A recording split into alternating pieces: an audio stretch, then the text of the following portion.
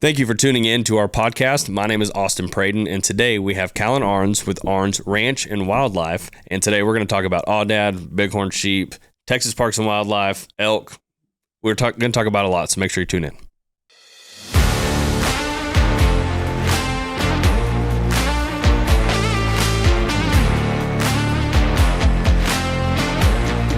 Well, Calan, thank you so much for taking the time to come out. I know we joke around and say you don't let the grass grow under you very long. So, Calan, if you wouldn't mind, I know you've done a couple podcasts, so people may know who you are, but do you mind doing a brief introduction of who you are, what your business is, and what all you offer? Yeah, sure. And thanks for having me, Austin. I know we've talked about doing a podcast for a while now, so finally got to get it done. Absolutely. So my name's Calan Ahrens, originally from Alpine, Texas, live in Harper now. That's where we're headquartered.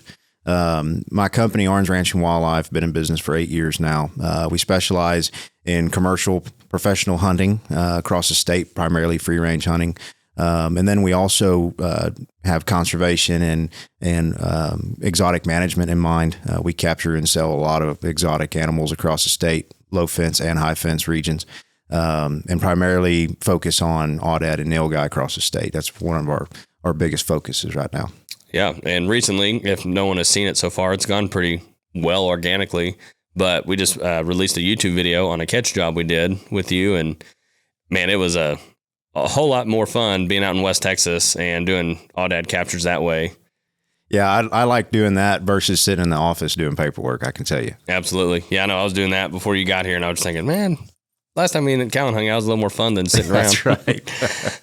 But yeah, so a lot of people, especially recently, there's some bills passed, and we'll get into that and everything. But what do you think a lot of misconceptions are with aoudad? Like the term, they're being nuisance, they're in the same category as wild hogs and coyotes now. Mm-hmm. So what do you think some misconceptions are about aoudad? Yeah, so that's a great question, Austin.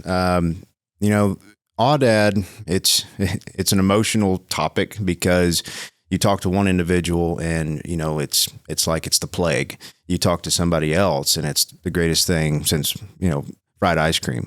And why is that? Because different people look through the lens differently at these species. And so, while they are invasive, I will admit that. I have no problem admitting that. But they're not the black plague that someone like Parks and Wildlife is making them out to be. Right. To some regions of Texas, primarily the wild places and wild things of West Texas, aoudad sheep are a viable resource. A lot of times, like right now we're getting a lot of rain now, but historically we haven't. But during drought times, you can't run as many cattle. Mule deer numbers may be down, fawn crops are down. So what revenue that landowner can get here in the last 10 years has been from aoudad sheep, right, hunting or trapping. And so, yes, they do compete with mule deer and they do compete with bighorn sheep. They do potentially carry, or they do carry MOV, the bacteria that causes pneumonia in the bighorn sheep. But they're not the, like, again, I'll say this, the black plague of the wildlife species that, some people are making them out to be.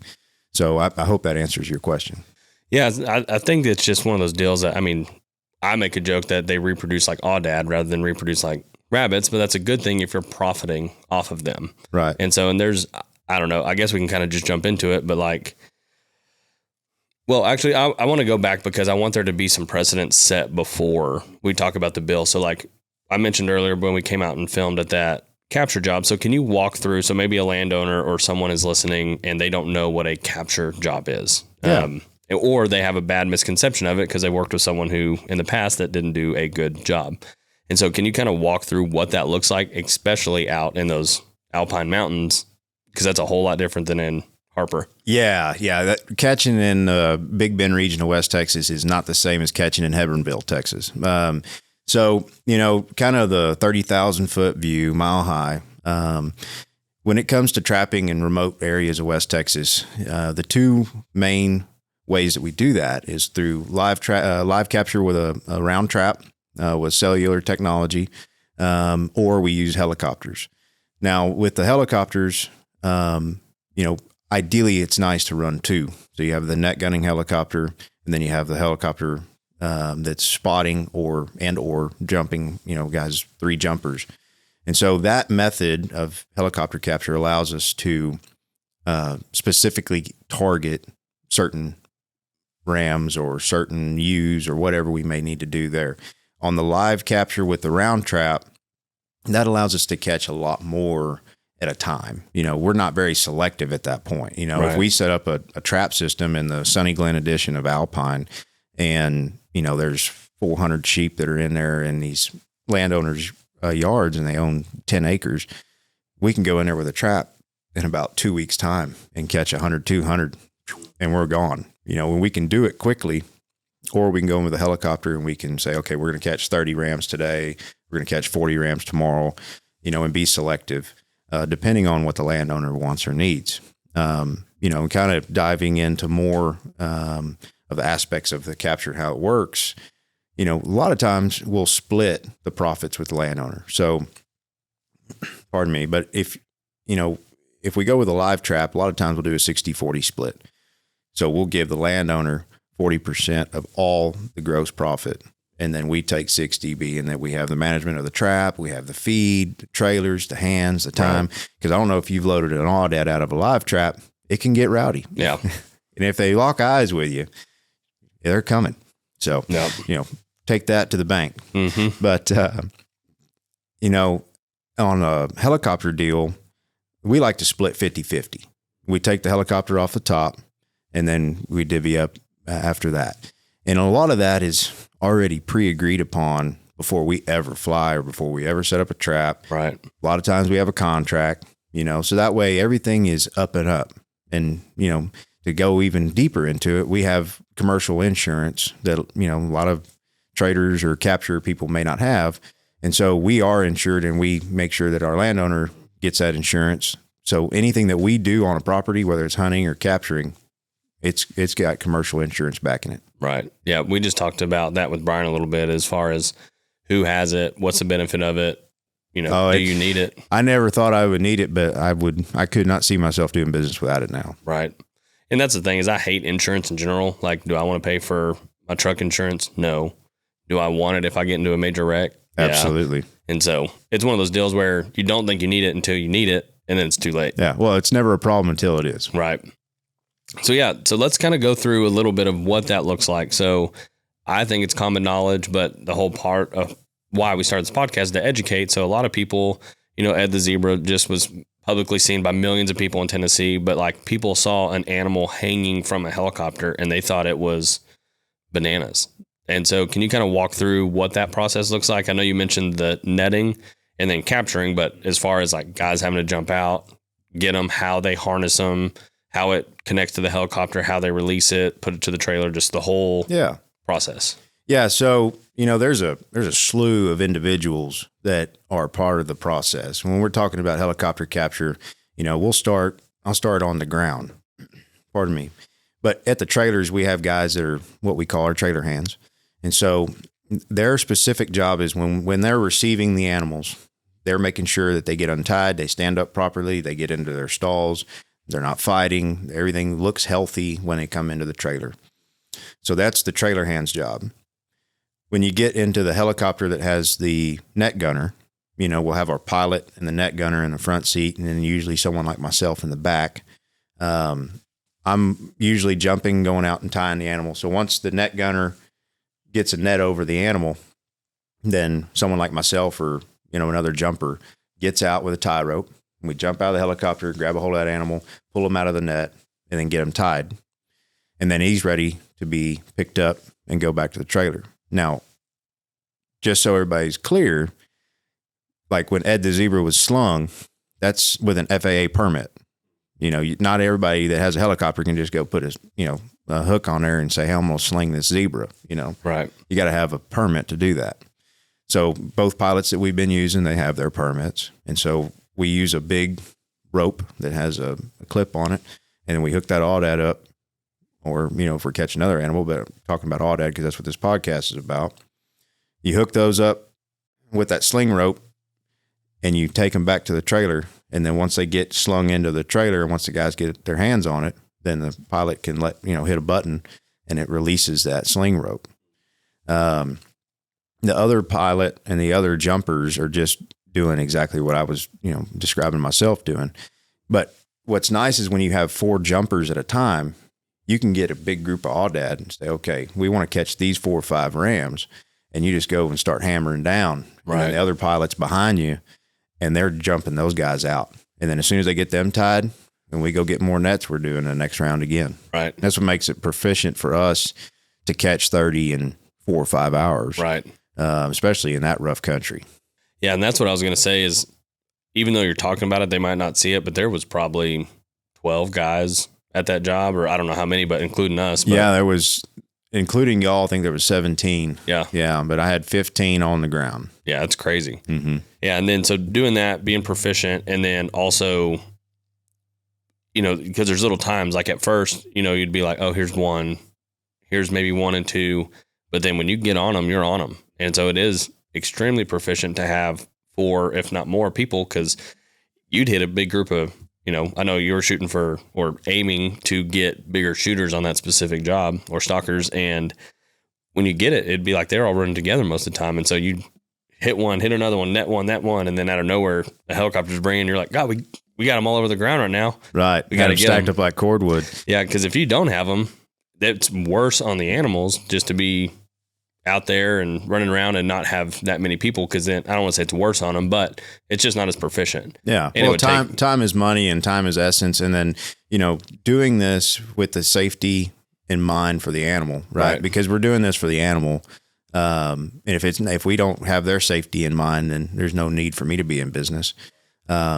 Because if that animal gets hurt or dies or lays there and stresses out, then the landowner doesn't make money. I don't make money. Right. The animal doesn't do good. So, you got to have the safety of the animal in mind. So having enough people, not having too many though, but have enough people on the ground helps to make sure that everything's a well-oiled machine. Right.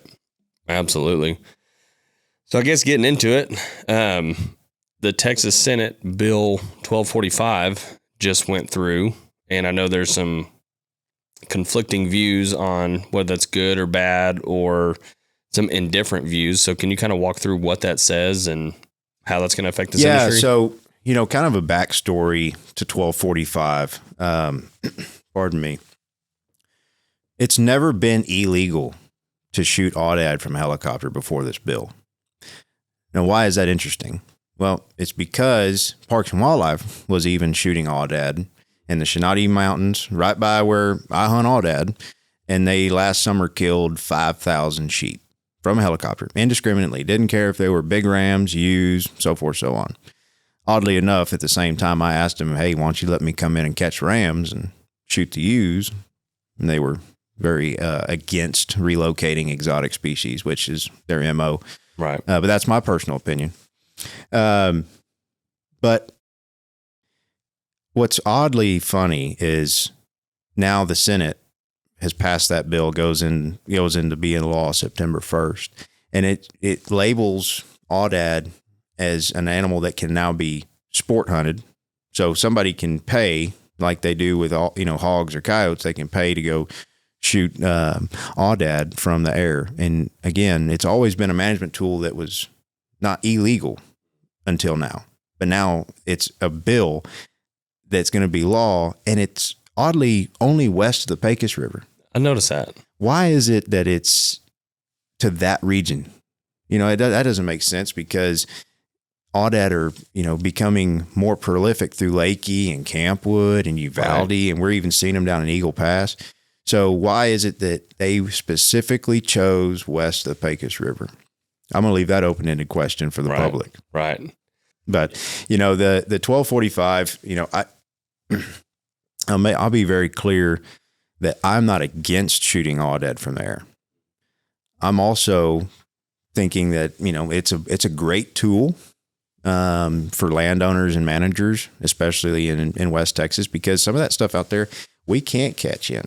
Or, maybe we go and catch 30, 40 rams and we shoot 200 ewes.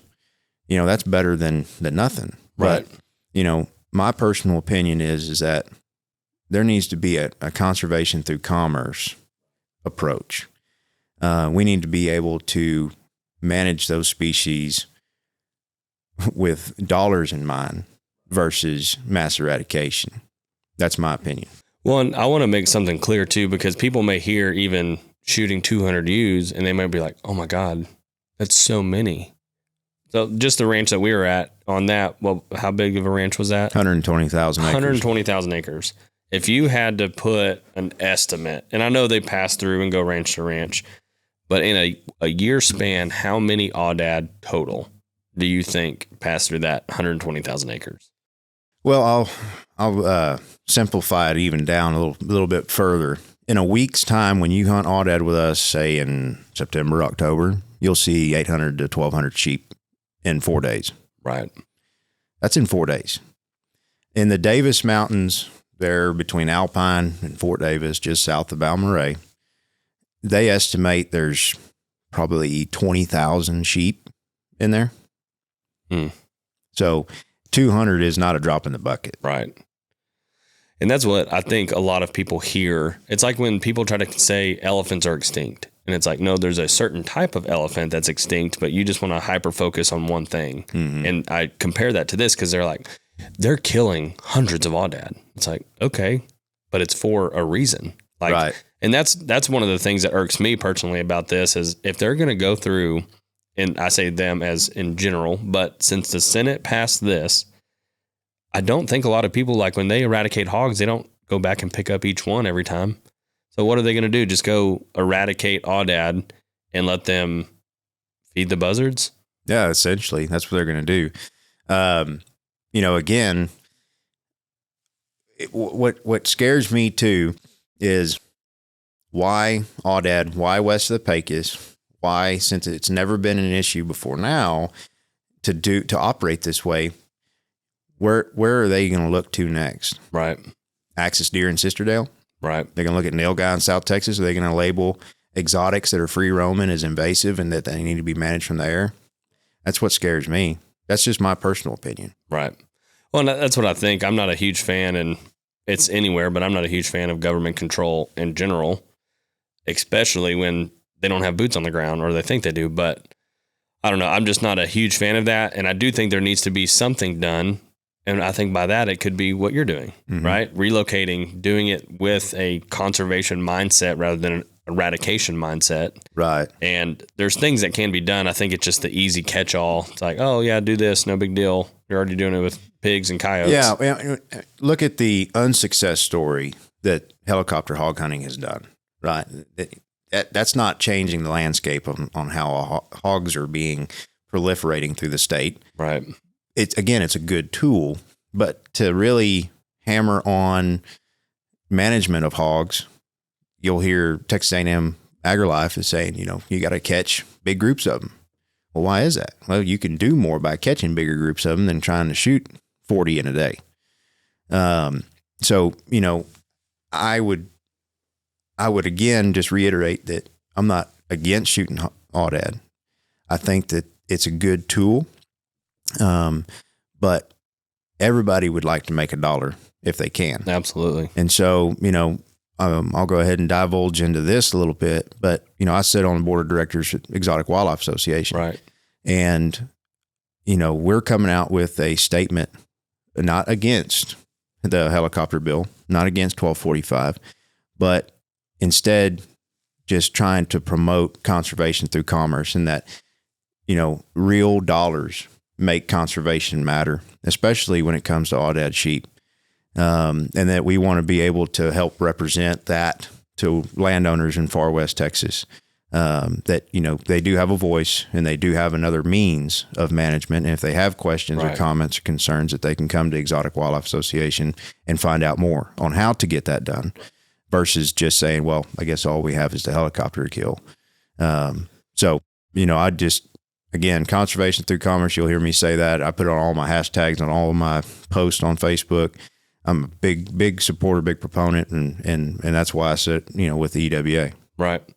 Yeah, and I think it's just an alternative because if people don't know, like, again, I won't mention names, and honestly, I don't remember who, but I know when we were out in Alpine, you were talking about that landowner, and they just had bad experiences with previous people. And so if they don't know that there's an alternative, like working with Calan, then people just might not know. And I know you're probably already too busy. But my goal with this, since we don't really make any money or do anything with the podcast besides trying to educate, I hope someone finds you and you can help them get back in the right direction, because I believe God gave us these animals, these resources, this land for a reason. Mm-hmm. And in scripture, it says to give us dominion over them. And I think that can be abused very easily. But I think that what you're doing is the proper way to do it, is giving them a new home, giving them value. Mm-hmm. And if we don't give those animals value, then, which is essentially just conservation through commerce. But man, I think there's just so much that can be missed there if they don't have an alternative. Right. Well, and even, the flip side of that coin. So when you look at conservation through commerce, that could also be looked at in a different way. And what I mean by that is not just for that species. So on a couple of ranches because we oversee and manage about 300,000 acres in West Texas in the Big Bend region. On one ranch in particular, not divulging into names and such, but the mule deer population has been pretty low, and we're working on the predator management and the feeding and all that and so forth, so on. But what's really unique there is that we're able to take aoudad hunting revenue and aoudad capture revenue and redistribute that into managing mule deer. Right. So we're able to take all this money we're making from aoudad that we can't make from mule deer because it's just not there, right, and try to revamp that resource. And that's the other side of conservation through commerce. It's not just for that one species, but you're able to take that money and really do something else with another species. Right. Yeah. So I want to kind of go into that. I know earlier, which I want to say thank you for sharing even just one subset of your business and being open about how you split that with the landowners and all your costs and everything, because I don't know, I grew up and I felt like everything was a secret. And it just, no one wanted to share what they did, or if they could get an extra 2% because they didn't tell anyone. And I'm just like, man, there's enough out there for everybody. We all just need to be fair. There's enough pieces of the pie, but this world is full of people that are trying to get an advantage over you. Right. And, it's no different with me. People come after me every day, so I'm used to it and got a lot of crosshairs on my back. Right.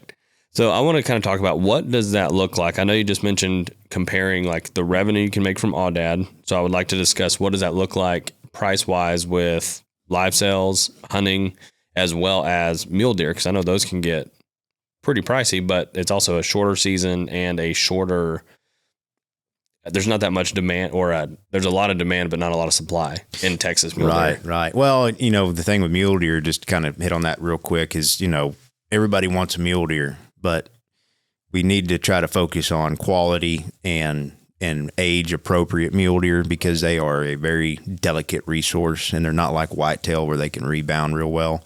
And we can get into that, later. But to kind of go back on, your question about the revenue and the financial side of things. So to really peel back that onion, if we look at live sale monies, ewes at one time we're bringing $300 a piece, which is pretty good. Right now we average about $125 a ewe. And, I'm going to go ahead and hit this nail on the head. A lot of my, naysayers and people that are against how we operate and what we do, especially in West Texas, and they're really just competitors when the ones that are, upset with what we're doing, and they say, oh, Calan's ruined the aoudad market. Well, how many aoudad have they sold lately? What are they doing to help? And I don't know if they know this, but everything's coming down. Right. All the exotic prices are coming down, and there's still a demand out there for the live sale. So I wanted to hit that nail on the head and get that out of the way. But, when we look at stalker rams, we look at 5-inch rams all the way up to 20-inch rams. That price can vary anywhere from $200 to $1,200, $1,300, $1,400, depending on the size of the ram.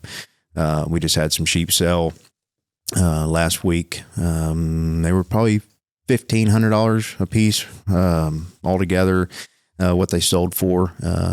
What size average is that? Yeah, those sheep were right at 20 inches.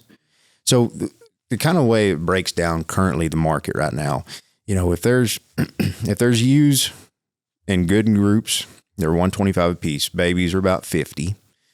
And what I mean by babies, not fresh, those are yearlings, Right. When we get to rams that are 25 to 30, you're looking at, or, closer to 1,800. When we get over 30 inches, 30 to 33 inches, usually we get about 2,000 to 2,500. Now, if we get a really big sheep, north of 35, then we can pretty much ask for anything north of $4,000. And that's, again, on the live sale market. And that can fluctuate. I've seen it fluctuate high and low one week to the next. Right. But that's a pretty safe number. When we look at the hunting sales, I know there's a lot of different prices out there, and everybody's different in how they operate. How we operate with our 3.5 days and 4 nights, meals and lodge. You were at the lodge, there at the ranch, nice setup. We charge $7,000 for our aoudad hunts. That's all inclusive. And, then we have our payment that we give the landowner. And then, we have to pay our guides and so forth, so on. So at the end of the day, when we have 100 sheep hunts to sell at $7,000, and just say that our take home is $2,000 out of that. Well, we can take a good portion of that and reinvest into our feeding program, which we spend a lot of money in protein in West Texas. And it's not for aoudad. It's for elk and it's for mule deer. Right. So we're able to take those funds and redistribute back into protein feeding or feeding alfalfa or road construction or working on building dams to try to get some water catchment off the mountains. And it's real dollars that matter. Yeah, especially, water, that's worth its weight in gold, if not double. Mm-hmm. Or triple. Yeah. Yeah. And that's one thing I'm glad you mentioned earlier about people, because even, we're good friends and I'm fine. And I don't think anyone said it out of ill intent, but I think people do forget that the exotic market in general is going down, but it's all supply and demand. Cause if you're catching 3,000 head of aoudad, you need to sell them. Yeah. Right. Like an animal in the barn isn't worth anything until it's sold. That's right. And so, people have said like, oh, Calan's killing the aoudad market. And I'm like, I don't think so. Like if you're selling out there and you're getting buyers, but again, I don't know. I feel like buying animals is kind of like a drug. It's like once you get one, you want 2, then you have 10, then you have 100, and then you have 1,000. It can get addicting. Oh yeah. Well, and to that additive, to say that we're killing the aoudad market, well, I guess there's some people out there that would rather be in it for themselves. Look, I'm in it for business, right? We're all in this for profit, just like you are, Absolutely. Just like I am, just anybody down the street. But if I was to try to manage ranches on a large scale like we're doing and had the market in mind, I would not be very proficient. Right. And I would not be very good at my job for the landowners that I'm working for.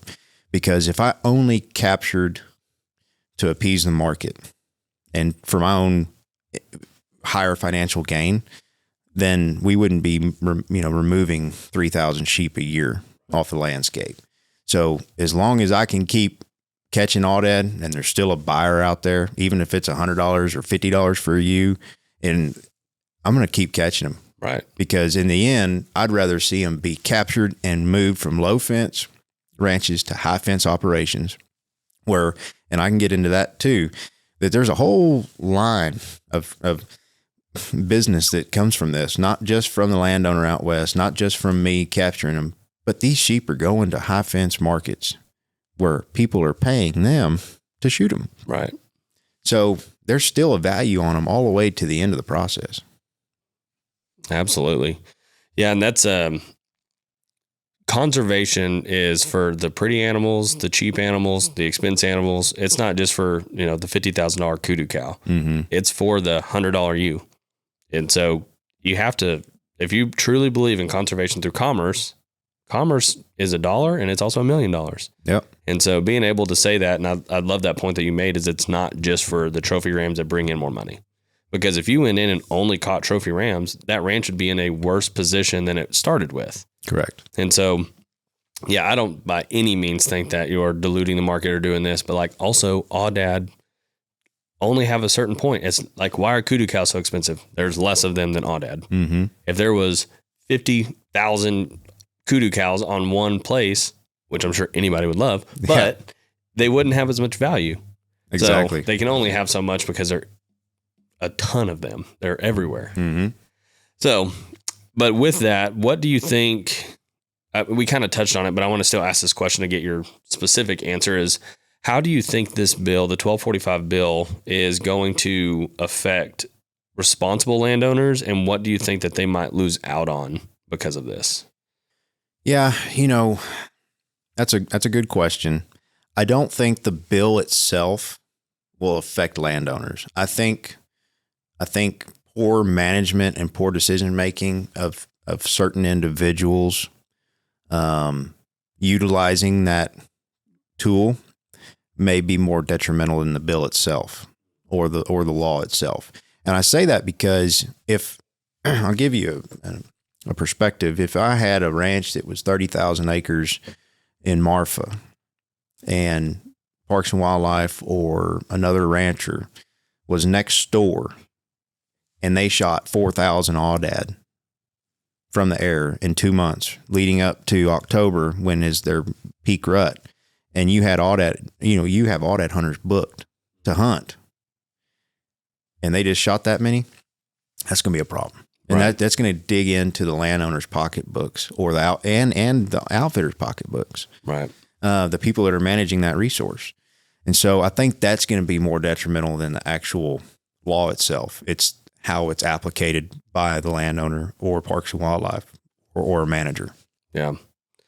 So earlier, one thing I want to kind of touch on too is you mentioned aoudad or carrier of MOV. Mm-hmm. And well, I guess can you kind of explain, just in case, what is MOV? Yeah, MOV is a bacteria that is carried by domestic sheep, and now we found it's aoudad and carries it. Are they the only sheep that carry it? No, they're not the only sheep that carry it. Domestic sheep can carry it. Okay. And the way it's transmitted, it can be transmitted through blade of grass off, coming off their nose. It can be distributed to a water trough, so forth, so on. And so when you have a bunch of aoudad in an area where bighorn sheep are, inadvertently you have that commingling of area, whether they're sharing water or they're sharing a feeding area, bedding area, travel area, travel corridor.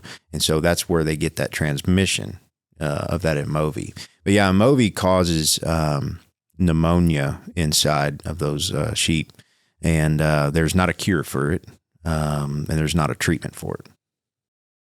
So I don't know. I'm a skeptic in general, but I feel like part of this has come out. And again, this is strictly me. This is nothing new than anyone else, but it seems like awful perfect timing for Texas Parks and Wildlife to release this after they're doing bighorn relocation. And then this bill's passed, and then they're trying to relocate bighorn while eradicating aoudad. And they're putting out their narrative that it's all aoudad's fault, and that aoudad are going to kill bighorn sheep, and there's too many of them to cohabitate and do all this. But my argument to that is they're already doing it, and they're doing just fine. And bighorn and aoudad are both living and thriving in Mexico, all in the same regions.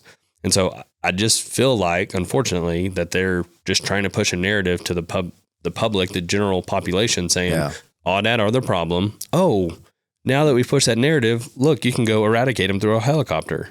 I don't know. I'm a skeptic. I think it's awfully perfect timing. Yeah.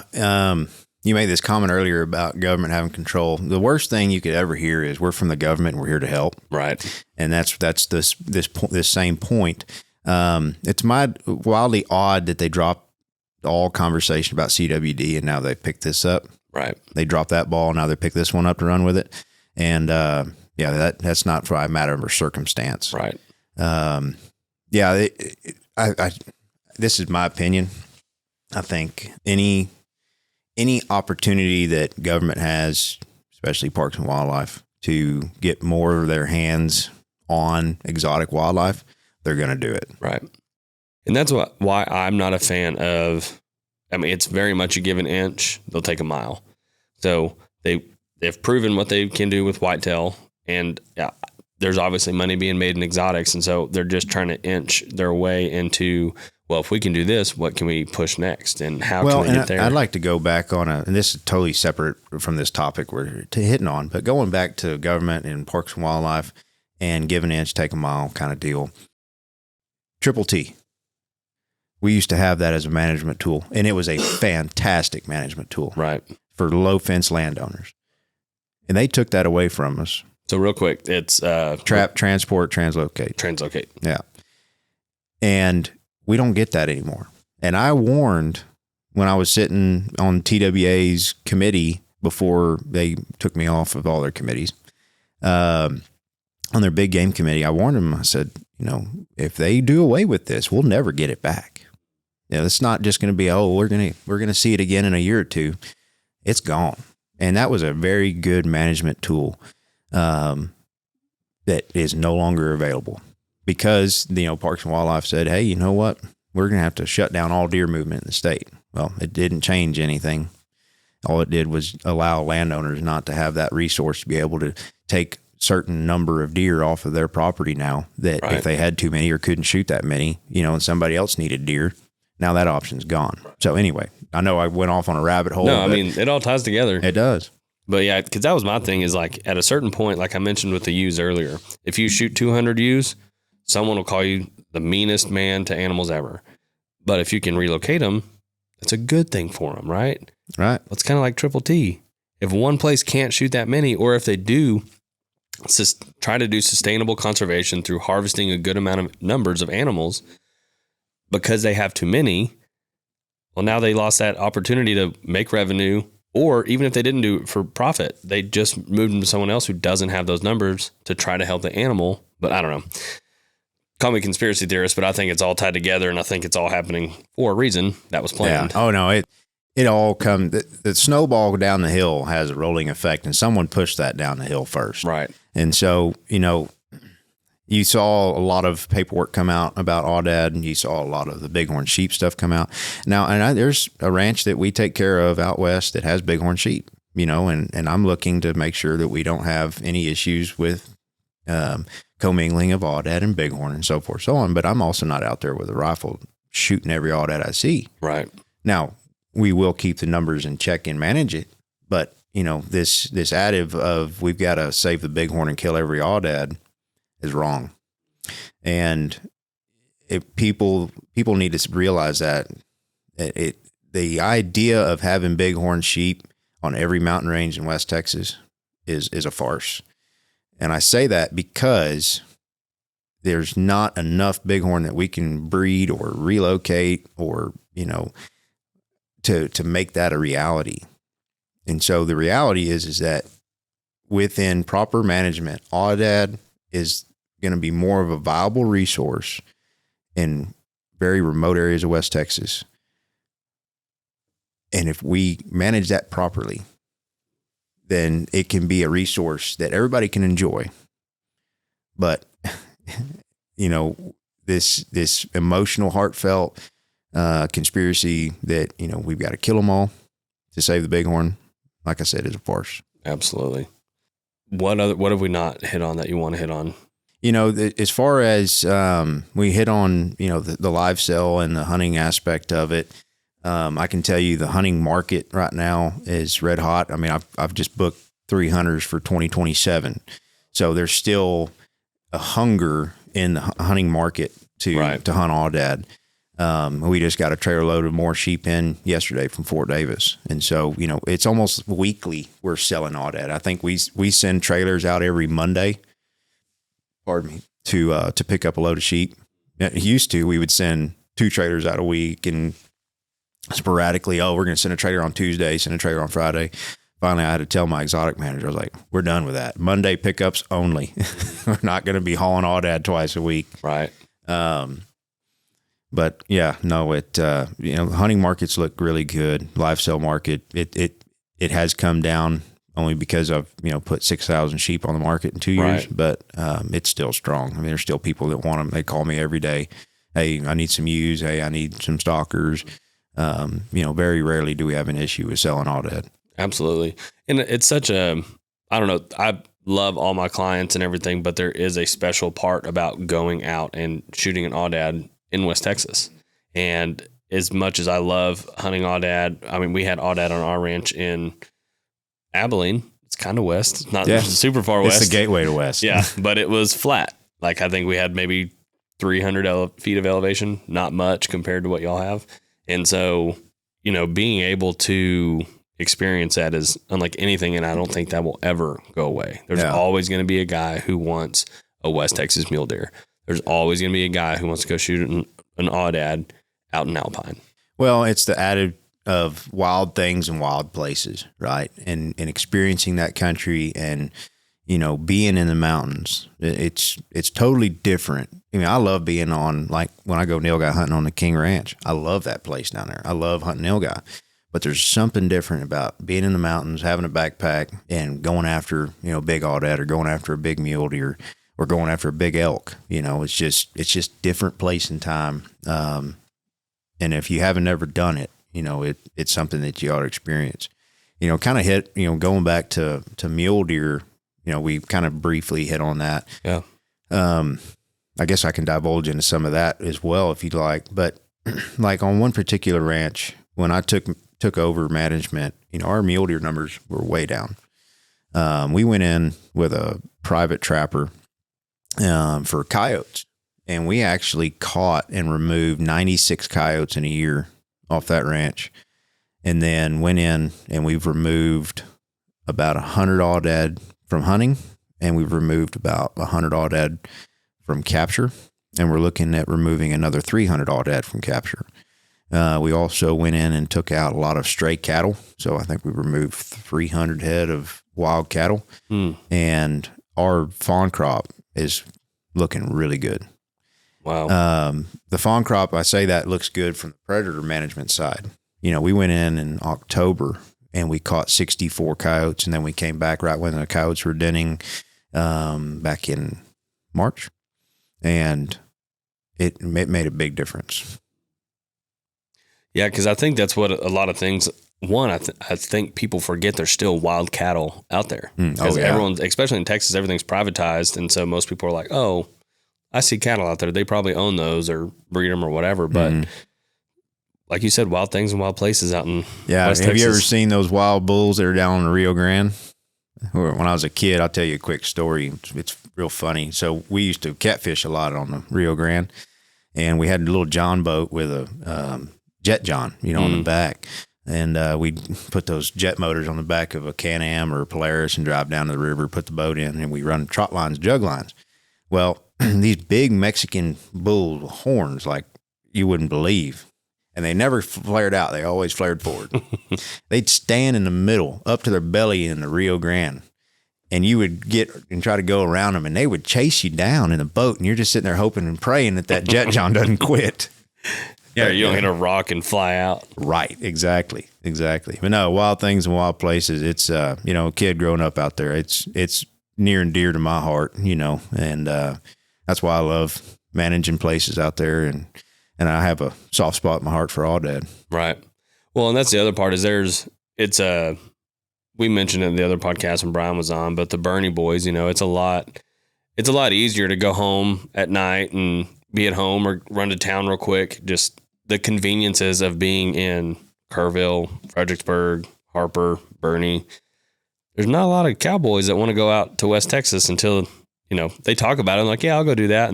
But living out there and doing that, I mean, nobody wants to do cowboy shit until it's time to do cowboy shit. Yeah. Oh, I know it.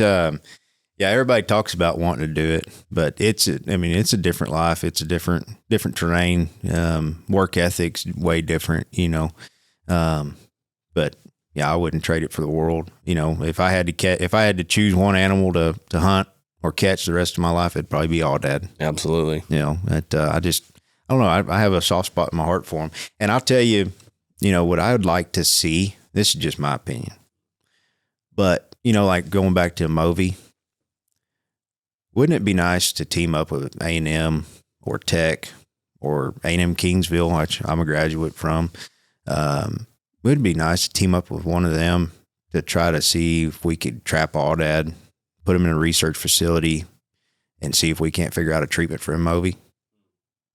Figure out some way that, would make sense instead of, why is it always the answer to eradicate instead of do research? Right.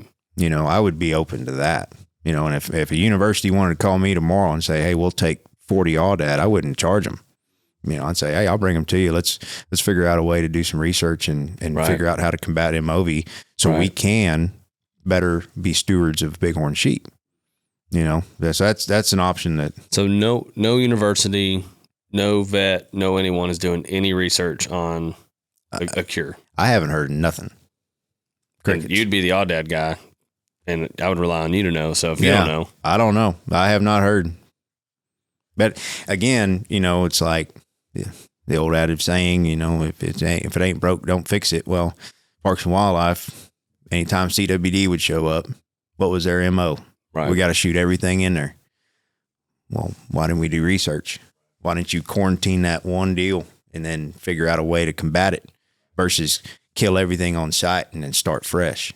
At least they were consistent because they did it to themselves. Yeah, they did. On a false positive or whatever it was. Yeah, at the Kerr Wildlife Management area. Yeah. Well, what goes around comes around. But no, I would advocate for research.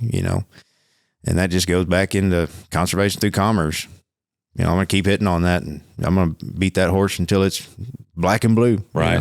Well, and that's the other part too, is most people look at aoudad as a nuisance. And so if you view it as a nuisance, you're like, why would we try to fix it? But I guarantee if they're like, oh, bighorn, which they're already doing, oh, we'll try to find a cure. We'll try to do this. And it's like, why? Why that one over the other one? Right. Yeah. And what's going to be interesting is moving forward, how much traction Parks and Wildlife gets because a lot of what's happening out west right now is Parks and Wildlife is going to landowners and saying, hey, we'll come in and we'll shoot your aoudad from helicopter.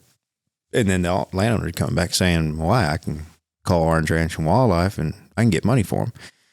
Well, some people are making the argument in the government agency that we're not managing the aoudad. We're just removing them from the landscape and, taking them to other places to be an issue. Well, that's a farce too. Well, yeah, if someone's willing to pay you to bring them there, that's not relocating to be a problem. If someone well, it's not like we're taking them and opening the trailers in low fence Kerrville. Right. They're going to a high fence environment. Now, yes, you're going to have rains, you're going to have floods, you're going to have fence problems, you're going to have bailouts in South Texas. And so you're going to have fencing issues, and some of those exotics get out. That's how we ended up with axis deer all over the hill country area. Right. That's how we got fallow in Rock Springs. So it's going to happen. But we're not willy-nilly just going to a low fence operation saying, see ya. Right. Yeah, intentionally doing it. Now, that'd be one thing. Absolutely. Well, one thing I don't know much of, but I want you to kind of talk about is the elk program that you're running out in West Texas, because there's not a lot of elk in Texas either. As a whole, Texas is huge, but it seems like y'all are killing it out there. Yeah, we that's really bloomed in the last, 10 years. The elk herd, even when I was a kid in Alpine growing up, elk was predominant in that area, really between Alpine and Fort Davis. And then between Marathon and Sanderson, was really good in that country. Certain ranches produced really good elk. But now you're seeing more and more elk expansion as those herds get bigger. They're traveling, anywhere from the Sierra Vieja mountain range down the Chenades to Big Bend National Park, Fort Stockton, Balmorhea, in those flats in Fort Stockton, where you wouldn't think an elk would thrive. There's some bad son of a guns down there.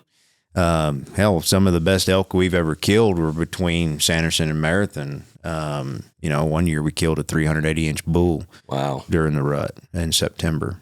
So the main thing with elk is, and that's a double-edged sword too, is because they eat a lot, and they could be competing in a landscape as well, and they could very well one day be seen as invasive if that ever happened. Right. But the thing with elk is that if you don't have areas with cows, but you got bulls, your bulls are typically going to be growing their horns out on that property. And then when the rut hits about September 15th, they va con Dios and head over to where the cows are. Right. And then they come back in about December, and then they winter, lose their horns and spend the summer.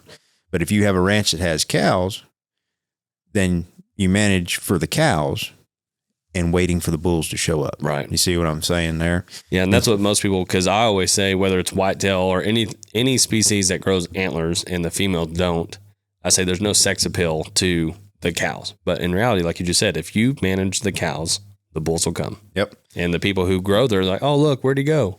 He was here for 3 months and he was about to strip his velvet. Where'd he go? He went to go do what elks do. That's right. That's right. Yeah. And so, even when I manage mule deer, if I have a property that has lots of mule deer does, but not many mule deer bucks, I manage that property for fawn recruitment and doe retention, feeding those females, feeding those fawns, making sure they have a happy home to stay in, because when the rut hits, the bucks fluctuate in. Right.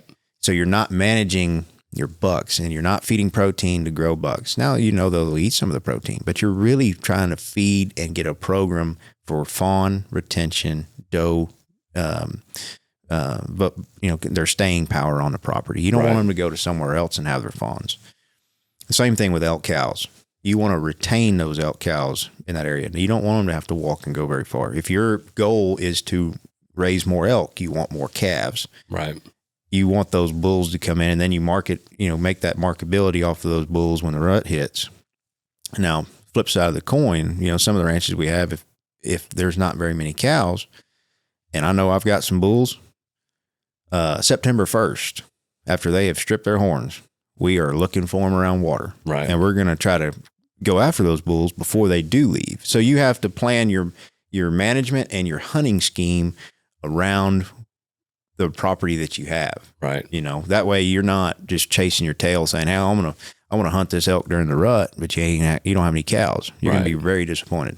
Well, and I think that's another misconception as a whole is most people go, well, come manage my property. Or what would you do to manage my property if they're not hiring you? They're just asking a question. But in reality, it's dependent upon, and in reality, I feel like you, and correct me if I'm wrong, but on a place like that, you would have to almost be there for a year to truly see the patterns, the animals' patterns, the land's patterns, if they got rain, if they didn't. There's so much that goes into it. Right. And then also your management is not only hyper specific to each ranch, but also on weather.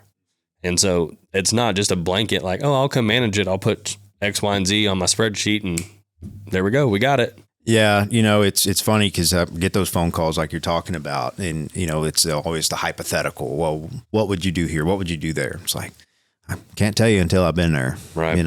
And any property that we get involved with, I'm real conservative the first year. Because I like to see what's going on. Right.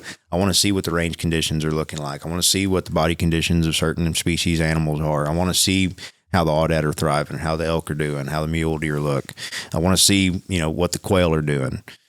That once you get that synopsis of a year, then you can really be hands-on. But a lot of people sometimes they try to take full control of the reins that first year, and then they're too far in it, and they can't see the forest through the trees.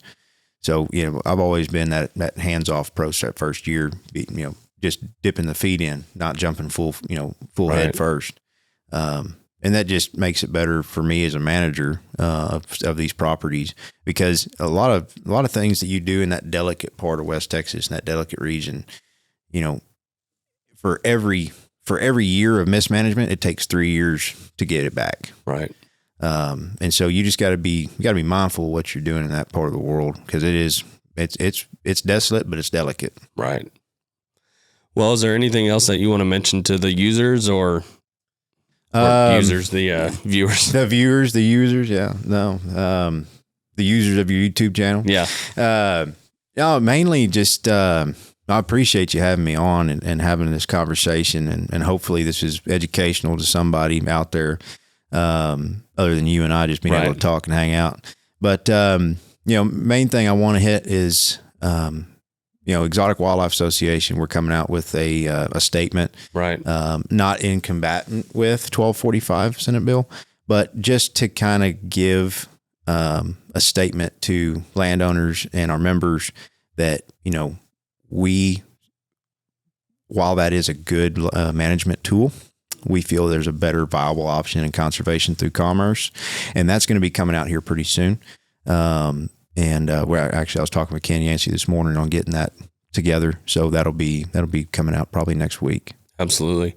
Yeah, and we'll work diligently to get this out. And I don't know if we'll have it ready that fast when they send out the first email, but we'll figure out what we need to do to get EWA to post this. So that way we can have people do that. And if there's enough demand and questions, maybe me, you, and Ken can sit down and walk through what that looks like, or practical steps or next steps. And hell, we'll even try to get someone else from another organization or something. I'd love to have Texas Parks and Wildlife up here. Wouldn't that be fun? Man, I would love to. And I mean, if we got one person, they might have to stay here all day, because I have 5 or 6 other guys that are like, I would love to sit down and ask some questions. Right. They have to take numbers at the door. Right. Yeah. No, and then, we got our conservation extravaganza in August. Absolutely. That'd be a good time. Yeah, that'll be good. I'm excited for the pool this year. Yeah. So now that it's going to be better than it was in February, because in February I was playing golf and it was 31 degrees. Mm-hmm. And so now it's going to be warm. So I'm looking forward to that. Right. Man, I'm excited. I'm glad that EWA has been growing. I'm glad they've been working out a lot of the kinks that they had to catch up on and do all that. But man, it seems like nothing but bright skies and a bright future.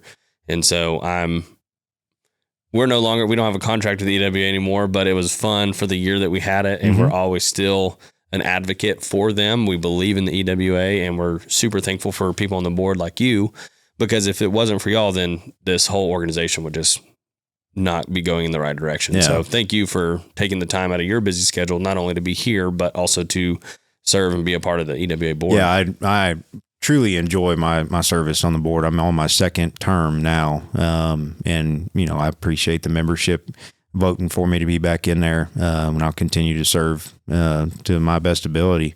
It's for the membership, by the membership, conservation through commerce, baby. Right.